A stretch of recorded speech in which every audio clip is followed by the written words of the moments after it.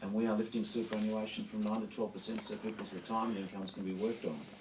So there is now a story which I think, not that you ever want to try and put your great ideas down to the back of a business card, but I can tell you 4 reasons to vote Labor why we're a better choice than the other team. Thanks, Bill. Are there any questions anybody wants to ask me or Bill? I'll start down here. Troy, Julia Gillard once said that News Limited had hard questions to answer. I understand you work for News Limited. Have you got hard questions to answer? And I've got a question for Bill as well. Mate, you're the Minister for Superannuation. Last year, as part of your review of the biggest super fraud in Australian history, which is Trio Capital, I met with you in Sydney and described how AUSTRAC and the ATO and the AFP dropped the ball in protecting 6,000 Aussies who lost $175 million to offshore scammers. They had obtained a financial services licence, which they used in their scam. And I suggested areas where AUSTRAC and the ATO and the AFP appeared to have dropped the ball in protecting Australians in those circumstances. I've been waiting 9 months for a reply. You gave the reply to the PJC committee report without making reference to my submissions. We'll go to Troy first, but maybe you could... I was hoping for a nice opening, charitable and generous set of questions. I don't know. I don't have questions to answer. I think Julie Gillard was saying I had questions to answer. But we're here to talk about political communication, the art of great speeches. If you've got something along those lines, I'm sure we'd be happy to answer them. Well, we'll try and get closer to an answer. Thank you very much. The issue that you're referring to is... okay. Sorry for that. Put it up. Yeah,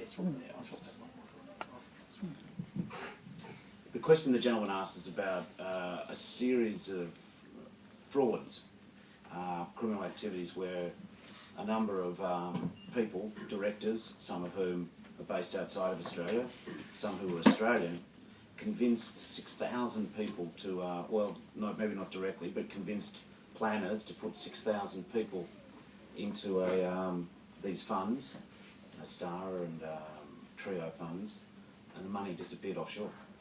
So it was a shocking malfeasance. For the people who are in funds strongly regulated by APRA, and I'll come back to the word strongly in a moment, there's a levy system. So if you're the victim of fraud within a certain range of superannuation funds, levies are put upon all superannuants in Australia, and the money is made up. But within self-managed super funds and some other deposit-taking funds, they're not covered by the same scheme. So we've been able to compensate about 5,400 roughly people. There's about another 700, don't know the precise number, it's a number of that magnitude, who were in funds which weren't covered by the compensation scheme. So there's a lot of people who were duped, who haven't been compensated. Now the debate's gone that it was the failing of the regulators, and there's 2 sets of debates about regulators, they overlap. There was one is that APRA and ASIC should have detected this fraud before they did.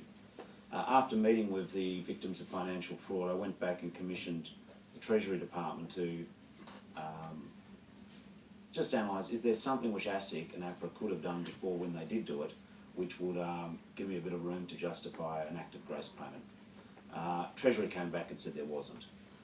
In addition, this gentleman's raising the point about saying that the AFP and other agencies, these are my words, not his, but were asleep at the wheel. Yes. And said that they fail. At the same time as the Trio fraud, after it occurred, we got a gentleman called Richard St John to do a report into various reforms which should occur.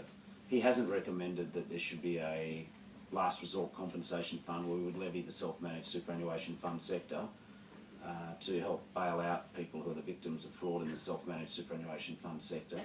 What we have done though is propose that we give the AFP more resources and power to be able to have a greater capacity to detect problems in the future.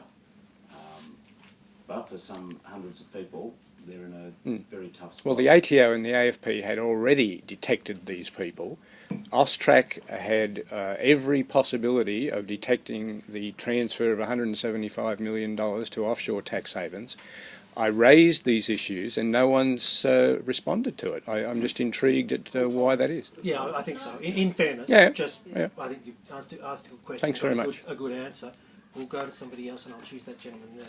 We've heard a lot about great speeches and the people who delivered the speeches, but there's the other people who are involved, sometimes called speech writers, and I'd be interested in the case of these great speeches, were they in fact written by other people or authored by the people who delivered them, and what is the, and I'm really asking this to both, what is the nature of a good relationship between the person responsible for delivering speeches and those who they call on to assist them? Yeah, look, it's a good question. It's a key part of this this topic of speeches and speech making. I worked as Kevin Rudd's speech writer, and there's not many people that have done that job, I guess, in a full-time capacity, but there's an unspoken rule. The rule is whoever delivers the speech